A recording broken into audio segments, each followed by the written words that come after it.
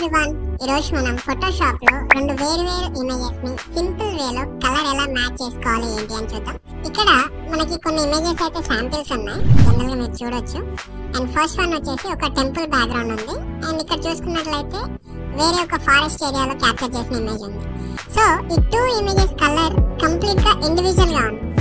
అయితే మనం ఒక సింగిల్ క్లిక్ తోని ఈ టూ ఇమేజెస్ ని చాలా ఈజీగా మ్యాచ్ చేయొచ్చు. సపోజ్ ఫర్ ఎగ్జాంపుల్ నేను డైరెక్ట్ గా ఫస్ట్ ఇమేజ్ అయితే తీసుకుంటున్నా, and the same way second image ని కూడా నేను తీసుకుంటున్నా, ఇక్కడ పక్కన పెట్టేసుకున్నా. అండ్ ఆఫ్టర్ దట్ ఇక్కడ మనకి ఆబ్జెక్ట్ సెలెక్షన్ టూల్ ఉంటుంది కదా, just I use select subject.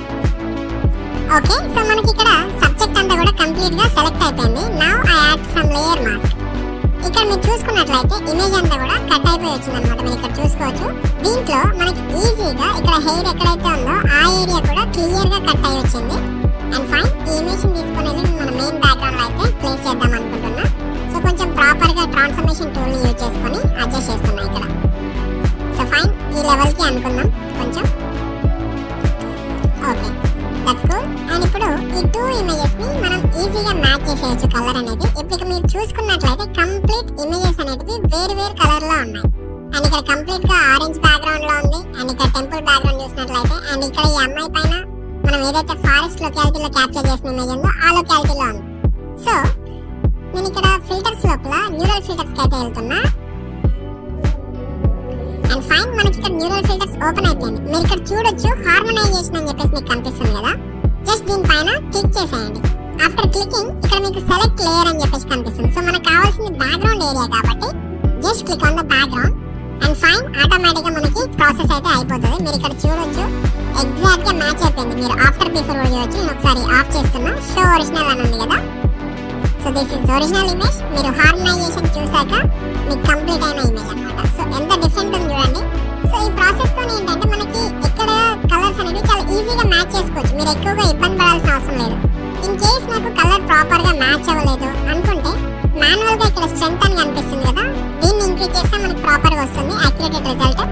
And దాంతో పాటు ఈ మెజెంటా, yellows ఇవి కూడా మీరు కావాల్సినట్టుగా మ్యాచ్ చేసుకోవచ్చు అన్నమాట. So this is very easiest way.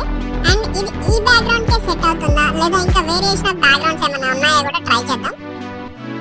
So fine, నేను ఇక్కడ ఇంకొక వేరియేషన్ ఆఫ్ బ్యాక్గ్రౌండ్ అయితే తీసుకుంటున్నా.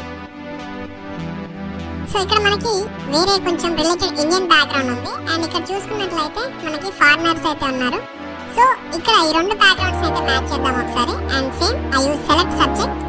ఫైన్, మనకి సబ్జెక్ట్ అంతా కూడా సెలెక్ట్ అయిపోయింది. ఇక్కడ మనకి లేయర్ మాస్క్ ఉంది కదా, ఈ లేయర్ మాస్క్ అయితే యాడ్ చేస్తున్నా. సో మనకి కంప్లీట్ ఇప్పుడు పిఎన్జీ ఇమేజ్ అయితే ఇక్కడ ఉంది. నేను డైరెక్ట్ గా డ్రాగ్ అండ్ డ్రాప్ అయితే చేసుకుంటున్నా. ఫైన్.